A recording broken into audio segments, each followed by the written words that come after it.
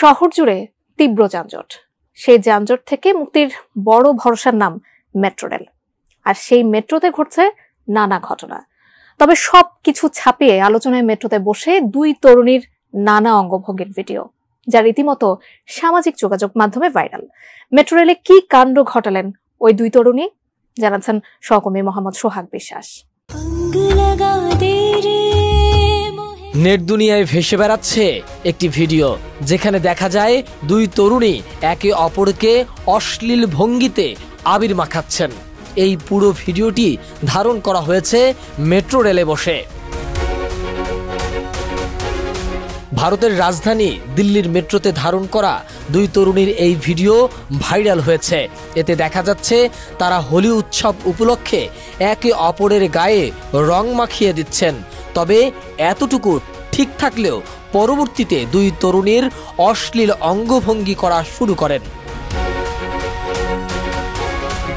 ভিডিওটি ভাইরাল হওয়ার পর এ নিয়ে অনেকে ক্ষোভ ঝাড়তে দেখা গেছে। নেটিজেনরা এসব বন্ধে কার্যকরী ব্যবস্থা নেওয়ার জন্য মেট্রো কর্তৃপক্ষের কাছে অনুরোধ জানিয়েছেন। ওই ভিডিওতে দেখা যাচ্ছে দুই তরুণী চিরায়ত ভারতীয় শাড়ি পরে আছেন। তারা প্রথমে একে অপরের মুখে রঙের গুঁড়া মেখে দেন, এরপর অন্তরঙ্গ কর্মকাণ্ড শুরু করেন, যার মধ্যে ছিল একে অপরের মুখে আবির মাখা। ওই সময় মেট্রোর অন্যান্য যাত্রীরা তাদের এসব কর্মকাণ্ড দেখছিলেন।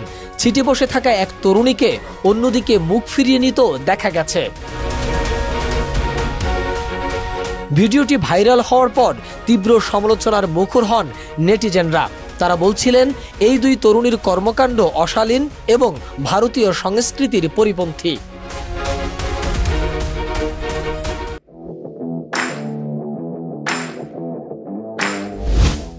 মাইক্রো ব্লগিং সাইটে এক ব্যক্তি ভিডিওটি প্রকাশ করেছেন। ভিডিওটির শিরোনামে তিনি লিখেছেন, এসবের বিরুদ্ধে আমাদের দ্রুত আইন করা প্রয়োজন। ভিডিওতে একজন মন্তব্য করেছেন, আমি ভিডিওটি দেখে বিব্রত হয়েছি। চিন্তা করুন পিছনে থাকা মানুষের অবস্থা কেমন হয়েছিল। অপর একজন লিখেছেন, এটি কি কোনো মেট্রো রেলের স্টেশন নাকি পথভ্রষ্ট কোনো জায়গা।